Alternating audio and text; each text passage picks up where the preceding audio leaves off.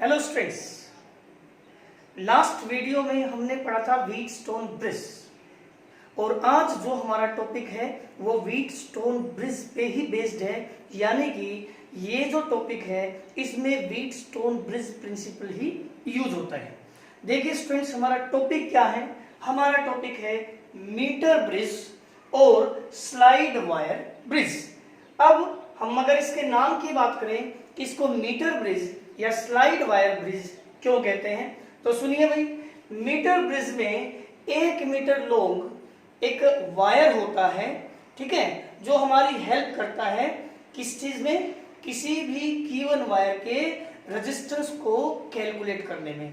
तो क्योंकि metre bridge में 1 मीटर लॉन्ग वायर होता है इसलिए हम इसको बोलते हैं मीटर ब्रिज।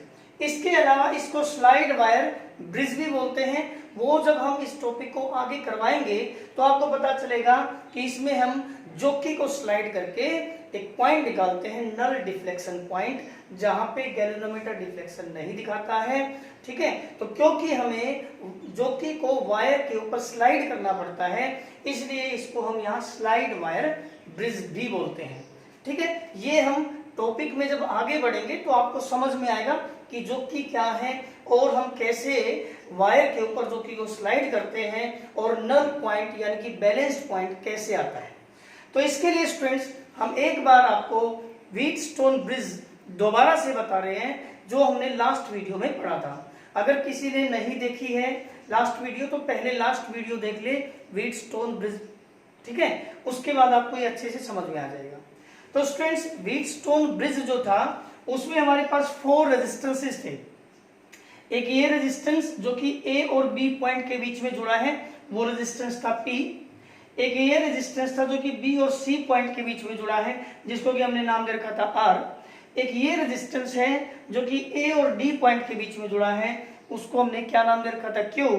और एक ये रेजिस्टेंस है S जो कि डी और सी के बीच में जुड़ा था।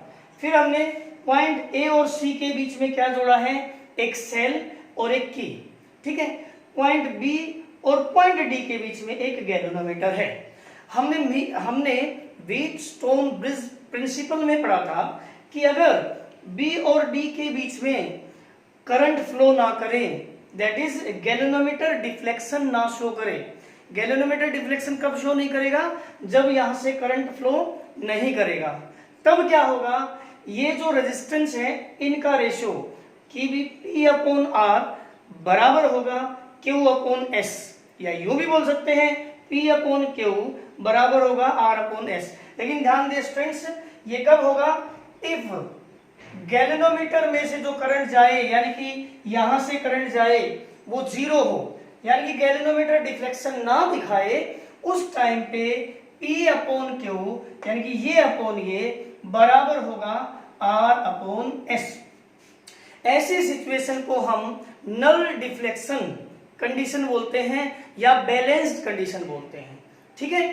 तो ये अगर हमें व्हीटस्टोन ब्रिज का जो आपको टॉपिक करवाया गया है वो ध्यान है तो बड़ा आपको ये टॉपिक समझने में बड़ी आसानी होगी। बहुत इंपॉर्टेंट टॉपिक है स्टूडेंट्स, इसको अच्छे से समझें, ठीक है। अब मैं आपको बता रहा हूं क्या मीटर ब्रिज। तो देखिए स्टूडेंट्स, मीटर ब्रिज क्या है? Metre bridge it is a device, एक ऐसा डिवाइस है use to calculate unknown resistance of a given wire. आपको एक वायर दे दिया जाएगा और कहा जाएगा कि लो इस वायर का रेजिस्टेंस कैलकुलेट करके बताओ। तो आपको एक वायर दिया है, कुछ नहीं बताया, उसके बारे में कोई इंफॉर्मेशन नहीं है आपके पास कि इसका रेजिस्टेंस कितना है, तो आप किसकी हेल्प से करोगे? आप यहाँ पे मीटर ब्रिज की हेल्प से उसका रेजिस्टेंस फाइंड आउट करोगे। तो फिर क्या बताया? It is a device used to calculate unknown resistance of a given wire. आपको एक वायर दे दिया गया और कहा गया कि इसका रेजिस्टेंस फाइंड आउट कीजिए, तो आप किसकी हेल्प से करोगे? मीटर ब्रिज की हेल्प से। स्टूडेंट्स, प्रिंसिपल, इसका प्रिंसिपल क्या है आपको बताया। इसका principal it works on the principle of Wheatstone bridge, यानी कि ये जो है व्हीटस्टोन ब्रिज ये यहाँ पे काम करता है, इसी का प्रिंसिपल, ठीक है। वर्किंग और कंस्ट्रक्शन में अभी आपको बता रहा हूं। देखो स्टूडेंट्स, जो मीटर ब्रिज है उसका मैंने यहाँ डायग्राम बनाया है। इसको यहाँ आप कंपेयर करना, आपको बिल्कुल लगेगा कि हाँ ये व्हीटस्टोन ब्रिज ही है एज इट इज। देखो स्टूडेंट्स, क्या है हमारे पास, ये एक वुडन बोर्ड होता है, वुडन बोर्ड, ठीक है। मैं आपको दिखाऊंगा ये वुडन बोर्ड कहाँ है, कैसा है, ठीक है।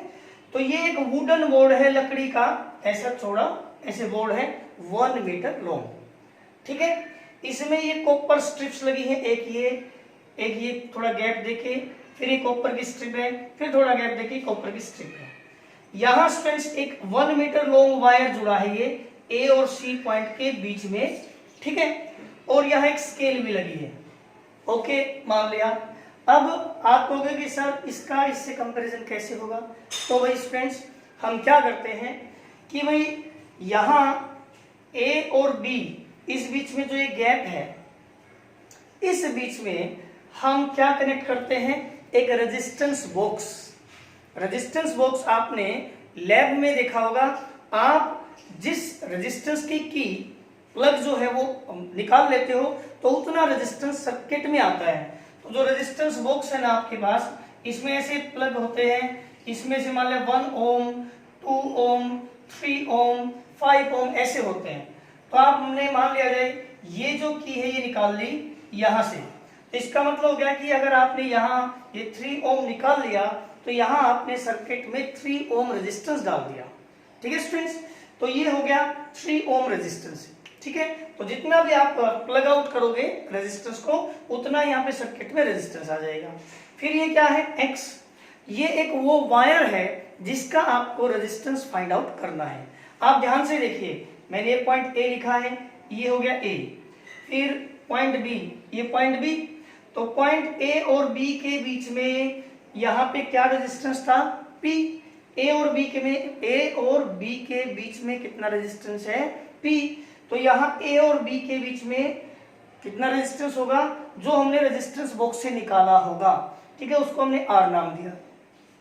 फिर बी और सी के बीच में यहाँ एक रेजिस्टेंस था, हमने क्या किया है, बी ये है और यहाँ है सी, ठीक है। तो बी और सी के बीच में जो आपने एक ये वायर जोड़ा है जिसका कि आपको रेजिस्टेंस फाइंड आउट करना है, वो यहाँ पे इस रेजिस्टेंस का रोल प्ले करेगा। यानी कि P का रोल ये प्ले करेगा और इस R का रोल यहाँ पे ये रेजिस्टेंस प्ले करेगा। तो देखिए A और B के बीच में यहाँ P था, यहाँ A और B के बीच में यहाँ R है, B और C के बीच में यहाँ पे R था, यहाँ B और C के बीच में क्या है, ये X है। जो वायर हमें दे रखा होगा उस वायर का रेजिस्टेंस जितना भी है X, ठीक है स्टूडेंट्स। फिर क्या है हमारे पास, आपने देखा था वहां पे A और C के बीच में एक सेल जोड़ा था और एक की। तो बिल्कुल ही यहाँ पे A और C के बीच में हमने वैसे ही एक सेल जोड़ रखा है और एक की जोड़ रखी है, ठीक है स्टूडेंट्स। ओके, ध्यान से आप देख सकते हो P रेजिस्टेंस का रोल ये रेजिस्टेंस कर रहा है जो कि A और B के बीच में है, R रेजिस्टेंस जो कि B और C के बीच में था, तो B और C के बीच में ये वायर का रेजिस्टेंस रोल प्ले कर रहा है।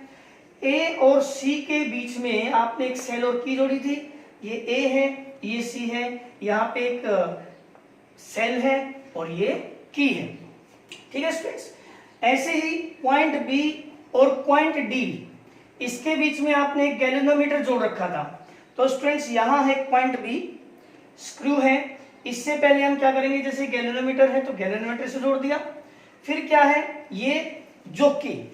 अब जोकी क्या है स्टूडेंट्स, वो मैं आपको बताता हूं। आपको कहीं वायर टच करना है, ये हमारे पास 1 मीटर लॉन्ग वायर है, ठीक है स्टूडेंट्स। हम इस जो गैल्वेनोमीटर से कनेक्ट करके और वायर को इस वायर के ऊपर टच करेंगे, ठीक है। अब क्या होगा कि आप एक ऐसा पॉइंट ढूंढोगे यहाँ पे जहां पे गैल्वेनोमीटर की नीडल डिफ्लेक्शन ना दिखाए। गैल्वेनोमीटर की जो ये नीडल होगी वो डिफ्लेक्शन नहीं दिखाए। उस टाइम पे क्या होगा कि भाई यहां से करंट नहीं जा रहा होगा इस पॉइंट से, और ये कब होगा जब ये रेजिस्टेंस अपॉन इतने वायर का रेजिस्टेंस बराबर हो, ये रेजिस्टेंस अपॉन इतने वायर का रेजिस्टेंस। एक बार फिर से सुन लीजिए, हम क्या करेंगे, यहाँ जैसे गैल्वेनोमीटर है, फिर क्या है यहाँ पे जोकी है, जोकी बताता हूं क्या है। फिलहाल के लिए एक वायर मान लो, हमारा ये वायर है, हम यहाँ पे ना ये जो वायर है इसके ऊपर इस वायर को टच कर करके देखेंगे और वो पॉइंट ढूंढेंगे। मान लिया आपने यहाँ इसको टच किया तो गैल्वेनोमीटर की नीडल लेफ्ट में दिखा रही है, फिर आपने यहाँ टच किया तो भी लेफ्ट में दिखा रही है, आपने यहाँ टच किया इस वायर को तो राइट में दिखा रही है, आपने यहाँ टच किया तो राइट में दिखा रही है, यहाँ टच किया तो लेफ्ट में दिखा रही है। तो आप ऐसे करते करते एक पॉइंट आपको बीच में ऐसा मिलेगा जहां ना तो लेफ्ट में डिफ्लेक्शन आ रहा है ना राइट में डिफ्लेक्शन आ रहा है, मतलब नीडल जो है वो डिफ्लेक्शन दिखाना बंद कर देती है।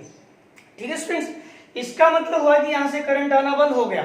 ठीक है, यहां से करंट नहीं आएगा, इसको हम क्या बोलेंगे, balanced condition, null deflection point. ठीक है, उस सिचुएशन में ये जो वायर है इतना पार्ट, उसका रेजिस्टेंस वो क्यू का काम करेगा। ए और डी के बीच में जो वायर है, तो वायर है तो उसका कुछ रेजिस्टेंस होगा, तो उस वायर का रेजिस्टेंस क्यू का काम करेगा। और जो ये डी से सी जितना वायर बच गया, इसका जो रेजिस्टेंस होगा, इस वायर का रेजिस्टेंस, वो यहाँ पे एस का काम करेगा। ध्यान दें स्टूडेंट्स, आर जो है रेजिस्टेंस वो इस पी का काम करेगा जो कि ए और बी के बीच में जुड़ा हुआ है। ठीक है, ये जो हमारा वायर होगा उसका रेजिस्टेंस ये जो बी और सी के बीच में जुड़ा है वो यह आर का काम करेगा। अब जिस पॉइंट पे जोकी डिफ्लेक्शन नहीं दिखा रही, मतलब जोकी की हेल्प से हम वो पॉइंट ढूंढते हैं जहां पे गैल्वेनोमीटर डिफ्लेक्शन नहीं दिखाता है, वो मान लिया डी है, तो ए डी जो वायर है, ठीक है, इतने वायर का जो रेजिस्टेंस होगा वो क्यू का काम करेगा। ए और डी के बीच में क्यू था, और जो डी और सी के बीच में जो वायर है उसका रेजिस्टेंस यहाँ पे एस रेजिस्टेंस का काम करेगा। अब बात आती है जोकी की कि सर जोकी क्या है, तो हम आपको बताते हैं स्टूडेंट्स। देखो, अगर वायर को डायरेक्ट हम ऐसे टच कराएंगे तो ये कंफर्टेबल भी नहीं है, फिर करंट जो है, जो करंट है, हमारी बॉडी भी कंडक्टर होती है, तो जो करंट है उस पर फर्क पड़ता है। तो हम क्या करते हैं, वायर लिया जो कि कुछ ऐसे मान लो कि पेन टाइप की है, ठीक है, वो पीछे की साइड वायर कनेक्ट हो जाएगा, अंदर ही अंदर मेटल है, बाहर से जैसे कि मार्कर है ना, मार्कर बाहर से क्या है, बाहर से स्ट्रेंड्स वो प्लास्टिक है, अंदर ही अंदर जो मेटल है वो इसकी टिप तक पहुंच जाती है, यानी कि आप हाथ में पकड़ोगे तो कोई फर्क नहीं पड़ेगा क्योंकि ये क्या है, प्लास्टिक बॉडी है। लेकिन जो गैल्वेनोमीटर से यहाँ वायर कनेक्ट हो गया पीछे और अंदर ही अंदर चला गया, आगे फिर मेटल है, यानी कि आप वायर को यूं मान लो कि डायरेक्ट टच करा रहे हो, लेकिन हाथ जहां आप लगा रहे हो प्लास्टिक है, तो जो कि बिल्कुल पेन टाइप की ही है, जिसको हम जोकी बोलते हैं। अब मैं स्टूडेंट्स यहाँ पे एक एक पार्ट को बता रहा हूं और यहाँ आपको दिखाऊंगा भी कि क्या चीज क्या है। यहाँ पे ए और सी के बीच में 1 मीटर लॉन्ग वायर है और ये 1 मीटर स्केल है। तो देखिए कैसे है, मैं आपको दिखा रहा हूं स्टूडेंट्स, ये देखिए, ये है 1 मीटर ब्रिज, दिख रहा है सभी को, ठीक है। इसमें क्या क्या है स्टूडेंट्स, मैं आपको दिखा रहा हूं, ये पॉइंट ए है, ये पॉइंट मैंने ए लिख दिया, ठीक है। फिर ये कॉपर स्ट्रिप है, तो ये देखो ये कॉपर स्ट्रिप है ऐसे यहां तक, ठीक है। फिर गैप आया, तो ये गैप आ गया स्टूडेंट्स, इस गैप के बीच में वायर लिया और यहाँ क्या जोड़ दिया आपने, रेजिस्टेंस बॉक्स आर, इस गैप के बीच में आपको दिख रहा होगा, देखिए एक पॉइंट ये रहा, फिर ये कॉपर स्ट्रिप गई, कॉपर स्ट्रिप गई यहां तक, ठीक है, यहां तक। फिर क्या है, एक गैप आया, इस गैप में आप क्या जोड़ रहे हो, रेजिस्टेंस बॉक्स आर, जिससे आप अपने मन मुताबिक जितना आपको रेजिस्टेंस निकालना है निकाल लोगे, उसको हम आर नाम देंगे। फिर स्टूडेंट ये फिर कॉपर स्ट्रिप है, ये रही, ये पॉइंट क्या है, बी, ठीक है। इससे आप क्या करोगे, वायर जोड़ोगे, इस पॉइंट बी से आप क्या करोगे, वायर जोड़ोगे और गैल्वेनोमीटर का एक एंड जोड़ दोगे। गैल्वेनोमीटर में ऐसे 2 स्क्रू होंगे, तो एक तो ऊपर की साइड जिससे कि आप बी पॉइंट से इससे जोड़ दोगे और दूसरे पॉइंट से आप जोकी को जोड़ दोगे। तो एक तरफ तो आप बी से जोड़ोगे, दूसरा जोकी से जोड़ोगे। फिर स्टूडेंट्स ये देखिए, ये गैप ये रहा, इस गैप में हमने क्या जोड़ रखा है, एक वायर, ये एक वायर जोड़ रखा है स्टूडेंट्स। इसका हमें रेजिस्टेंस फाइंड आउट करके बताना है कि कितना है। इसके रेजिस्टेंस को हमने x मान रखा है। फिर वापस कॉपर स्ट्रिप है, ये रही, और ये पॉइंट क्या है C। तो आप यहाँ पे ध्यान से देखिए, अगर हम कंपेयर करें इससे, तो ये पॉइंट A है, यहाँ पे A है, फिर कॉपर स्ट्रिप्स, ठीक है, फिर एक गैप आता है यहाँ पे, वहां पे हमें रेजिस्टेंस बॉक्स जोड़ना है। फिर है फ्रेंड्स ये स्क्रू जिसको हमने B बोला है, ये कॉपर स्ट्रिप है, फिर गैप आया है, ठीक है, यहां हमने वो वायर जोड़ा है जिसका हमें रेजिस्टेंस फाइंड आउट करना है और उसको हमने लिया x। फिर आगे फिर कॉपर स्ट्रिप से ये पॉइंट C है, ठीक है फ्रेंड्स। ओके, इसके अलावा क्या है, इसके अलावा यहां से हमने गैल्वेनोमीटर से कनेक्ट करना है एक एंड, और गैल्वेनोमीटर का दूसरा एंड जोकी से। अब बात है A और C के बीच में, देखो ये 1 मीटर लॉन्ग वायर है, ये आपको एक लाइन दिख रही है, तो इसमें मैं आपको दिखा दूं, देखो अगर आपको दिख रही है तो ये एक वायर है, ये रहा 1 मीटर लॉन्ग वायर, दिख रहा है आप लोगों को, ये 1 मीटर लॉन्ग वायर है, ठीक है ये। और उसके अलावा आपको ये एक स्केल भी दिख रही होगी साथ साथ, ये देखो 1 मीटर लॉन्ग स्केल है हमारी, 1 मीटर लॉन्ग स्केल, ठीक है स्टूडेंट्स। ओके, तो फिर से देख लीजिए, ये एक वुडन बोर्ड है, लकड़ी का बोर्ड है ये, ठीक है, एक वुडन बोर्ड है, इस पे क्या है A और C पॉइंट, A और C पॉइंट के बीच में आपने 1 मीटर लॉन्ग वायर कनेक्ट कर रखा है, यहाँ एक स्केल है और ये कॉपर स्ट्रिप्स हैं, ठीक है। इन दो गैप्स के बीच में रेजिस्टेंस बॉक्स और इन दो गैप्स के बीच में वायर जोड़ना है जिसका हमें रेजिस्टेंस फाइंड आउट करना है। और यहां से फ्रेंड्स गैल्वेनोमीटर को जोड़ के और फिर गैल्वेनोमीटर के दूसरे एंड को जोकी से जोड़ के इस वायर के ऊपर, देखो ये वायर दिख रहा है, जोकी को ऐसे टच करते जाना है यूं।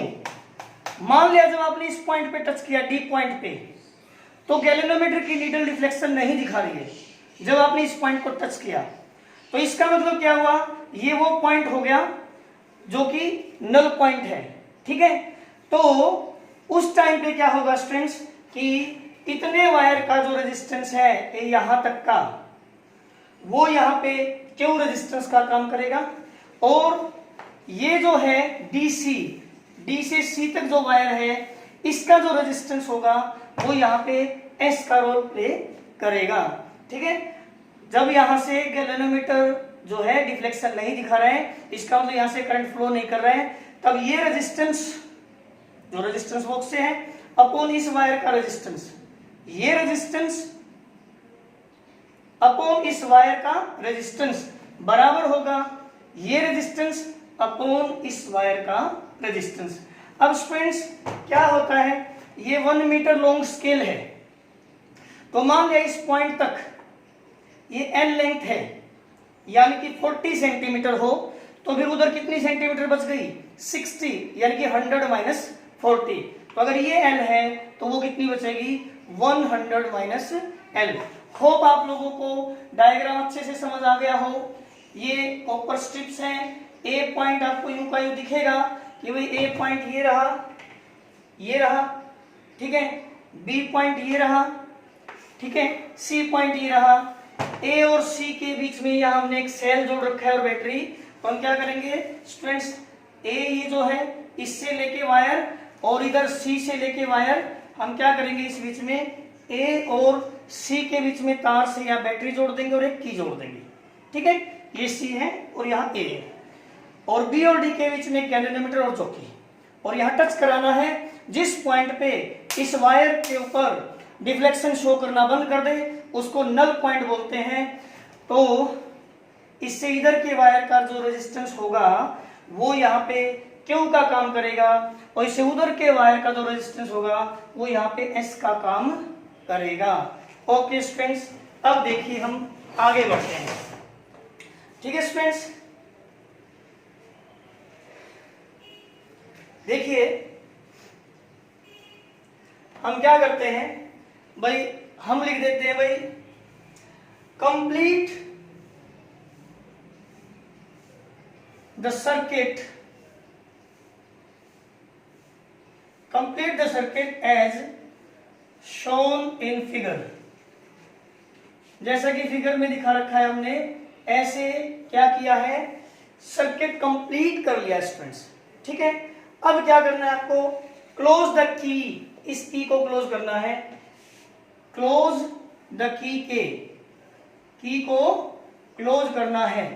ठीक है स्टूडेंट्स, अब क्या करना है, यहां रेजिस्टेंस बॉक्स से क्या निकालना है आपको, रेजिस्टेंस बॉक्स, और फिर रेजिस्टेंस बॉक्स से आपको क्या करना है, यहां से कुछ रेजिस्टेंस निकालना है, और फिर जॉकी की हेल्प से आपको बैलेंस पॉइंट ढूंढना है। तो आप क्या लिखोगे, प्लग आउट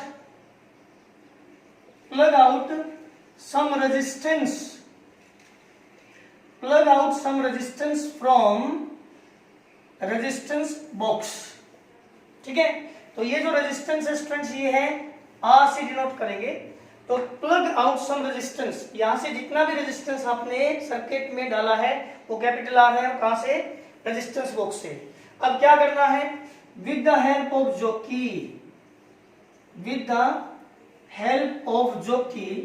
जॉकी की हेल्प से हम क्या करेंगे, वो पॉइंट ढूंढेंगे जहां पे गैल्वेनोमीटर डिफ्लेक्शन नहीं दिखाता है। तो हम क्या कहेंगे, फाइंड द पॉइंट या locate the point D where galvanometer shows no deflection, जहां पे गैल्वेनोमीटर डिफ्लेक्शन नहीं दिखाता है। ठीक है स्टूडेंट्स, ठीक है, वो पॉइंट ढूंढा है हमने किसकी हेल्प से, with the help of jockey की हेल्प से। जॉकी को इस वायर पे टच कराते जाना है, एक पॉइंट आपको ऐसा मिलेगा, मान लिया वो डी पॉइंट है, ऐसा मिलेगा जहां पे क्या होगा स्टूडेंट्स, मान लीजिए जैसे वो पॉइंट डी है जहां पे गैल्वेनोमीटर डिफ्लेक्शन दिखाएगा नहीं दिखाएगा। ठीक है, उसको हम नल डिफ्लेक्शन पॉइंट या बैलेंस कंडीशन बोलते हैं। ठीक है स्टूडेंट्स, अब मान लिया ये जो AD है वो कितनी लेंथ है, L, तो लेट लेंथ AD कितना है students, length AD is equal to L, तो फिर DC कितना होगा, देयरफॉर लेंथ DC कितनी होगी, लेंथ DC होगी 100 माइनस L। ठीक है, ओके। अब क्या है स्टूडेंट्स, इस वायर का जो भी रेजिस्टेंस है, हमें नहीं पता कितना है, इसकी लेंथ पता है, अब हमें नहीं पता कि भाई इस वायर के 1 सेंटीमीटर का कितना रेजिस्टेंस है। मान लें स्टूडेंट्स 1 सेंटीमीटर का रेजिस्टेंस 5 ओम हो, इस वायर के 1 सेंटीमीटर का रेजिस्टेंस 5 ओम है और ये 40 सेंटीमीटर लेंथ हो, तो अगर 1 सेंटीमीटर का 5 ओम है तो इतनी लेंथ का रेजिस्टेंस कितना हुआ, 40 into 5। फिर इसका जो 60 सेंटीमीटर बच गई उसका कितना रेजिस्टेंस हो, 60 into 5। देखिए ये L लेंथ आई है लेकिन L रेजिस्टेंस नहीं है, पता नहीं 1 सेंटीमीटर का रेजिस्टेंस कितना हो। तो मान ले हम कि अगर 1 सेंटीमीटर का रेजिस्टेंस R है तो 2 सेंटीमीटर का रेजिस्टेंस 2R, 3 सेंटीमीटर का रेजिस्टेंस 3R, L सेंटीमीटर का रेजिस्टेंस LR। ठीक है, तो हम क्या मान रहे हैं वो देखिए। तो ये हमने जो डिफ्लेक्शन जो पॉइंट निकाला था, नल डिफ्लेक्शन पॉइंट स्टूडेंट्स, वो हमने निकालने के बाद आगे हम यहां कर रहे हैं कि मान लिया जाए R क्या है, R लेट स्मॉल r है students resistance per centimetre of wire, मतलब जो आपको ये वायर मिला हुआ है, ये वाला वायर, ये वायर, इसके 1 सेंटीमीटर का जितना भी रेजिस्टेंस है वो R मान लिया, 1 सेंटीमीटर का, तो 2 का 2R होगा, 3 का 3R होगा, 4 का 4R होगा। ठीक है, तो देखिए let R is the resistance per centimetre of wire, therefore resistance of length AD, ये जो AD लेंथ है स्टूडेंट्स, इसका रेजिस्टेंस कितना हुआ, 1 सेंटीमीटर का R है, 2 सेंटीमीटर का 2R है, 3 सेंटीमीटर का 3R है, तो AD तो लेंथ L है ना, तो L सेंटीमीटर का LR। Similarly resistance of length resistance of length DC वो कितना होगा 100 minus L into R. 1 centimetre का इतना है, जैसे 1 सेंटीमीटर का 5 हो 40 का कितना होगा 40 इंटू 5, तो 1 सेंटीमीटर का 5 हो तो 60 का कितना होगा 60 इंटू 5। तो आर तो यहाँ पे 1 सेंटीमीटर का रेजिस्टेंस है, ठीक है, और जितनी लेंथ का निकालना है वो मल्टीप्लाई हो जाएगी। तो ये रेजिस्टेंस देखिए स्टूडेंट्स, ये इस वायर का रेजिस्टेंस यहाँ पे क्यू का काम करेगा, इस वायर का रेजिस्टेंस यहाँ पे एस का काम करेगा। रेजिस्टेंस बॉक्स से जो हम रेजिस्टेंस निकालते हैं वो पी का काम करेगा, और जो ये वायर है जिसका हमें रेजिस्टेंस फाइंड आउट करना है वो यहाँ पे आर का काम करेगा, यानी कि इसका काम करेगा। ये है एक्स जिसका हमें रेजिस्टेंस फाइंड आउट करना है, यहां से जो हमें रेजिस्टेंस बॉक्स से रेजिस्टेंस निकालना है वो आर का काम करेगा। इतने वायर का रेजिस्टेंस, इतने वायर का, यहां तक के वायर का रेजिस्टेंस यहाँ पे किसका काम करेगा क्यू का काम करेगा, और इससे जो आगे का वायर है उसका रेजिस्टेंस एस का काम करेगा। तो हम कहें, हम यहाँ पे अगर अप्लाई करें स्टूडेंट्स किसको, अगर हम अप्लाई करते हैं व्हीटस्टोन ब्रिज प्रिंसिपल को, तो फिर क्या आता है देखिए, therefore according to Wheatstone bridge principle, Wheatstone bridge principle क्या कहता है, इफ अगर गैल्वेनोमीटर डिफ्लेक्शन नहीं दिखाता है, यानी कि यहां से करंट नहीं जाता है तो IG 0 है, उस टाइम पे क्या कहते हैं कि P upon Q is equal to R upon S।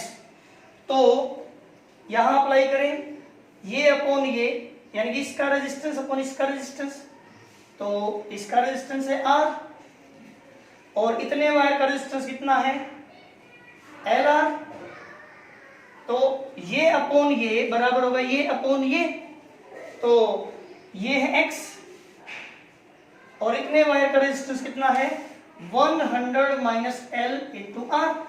मैं फिर बता दूं स्टूडेंट्स, P की जगह ये रेजिस्टेंस काम करेगा, Q की जगह इतने वायर का रेजिस्टेंस काम करेगा, R की जगह इस वायर का रेजिस्टेंस काम करेगा, और S की जगह इतने वायर का रेजिस्टेंस काम करेगा। तो जैसे P अपॉन Q था, ऐसे ही यहाँ पे R अपॉन इस वायर का रेजिस्टेंस है LR, ऐसे ही X अपॉन इस वायर का रेजिस्टेंस है 100 माइनस L इंटू R।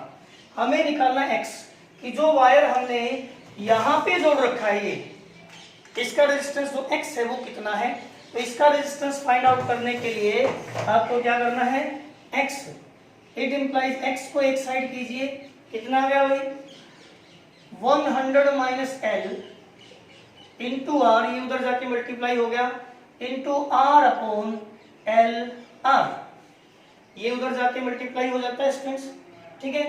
तो R से R कैंसिल, X कितना आ गया 100 minus L upon L into R। ये देखिए स्टूडेंट्स, X कैलकुलेट करने के लिए आपको क्या चाहिए, एक तो L, L का मतलब क्या है, L का मतलब है ये लेंथ, ये लेंथ, और ये लेंथ कैसे निकलेगी गैल्वेनोमीटर की हेल्प से, जो की हेल्प से वो पॉइंट ढूंढना है। जब आप वो पॉइंट ढूंढ लेते हो तो ये L लेंथ निकाल लेते हो, ठीक है। और दूसरी क्या चीज चाहिए आपको, इसके अलावा L के अलावा R क्या है, जो हमने रेजिस्टेंस बुक से रेजिस्टेंस निकालना है।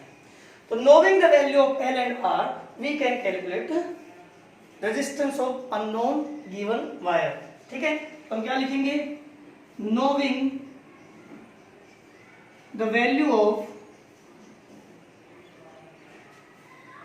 L and R we can calculate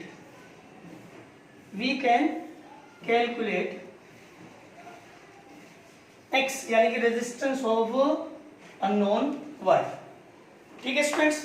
उम्मीद है कि आप लोगों को ये टॉपिक अच्छे से समझ आया होगा। अगर कोई प्रॉब्लम है तो आप कमेंट में मुझसे पूछ सकते हैं, ठीक है स्टूडेंट्स। देखिए अपनी तरफ से बहुत कोशिश की है, आप देख रहे होंगे कि पसीना भी आ रहा है, ठीक है। फिर भी कोई प्रॉब्लम आती है तो आप मुझसे पूछ सकते हैं। इस पे न्यूमेरिकल्स जो होंगे हम नेक्स्ट वीडियो में लेंगे, और अगला बहुत इंपॉर्टेंट टॉपिक होगा पोटेंशियोमीटर। तब तक आप इसको अच्छे से समझ लीजिए, ठीक है स्टूडेंट्स, ओके।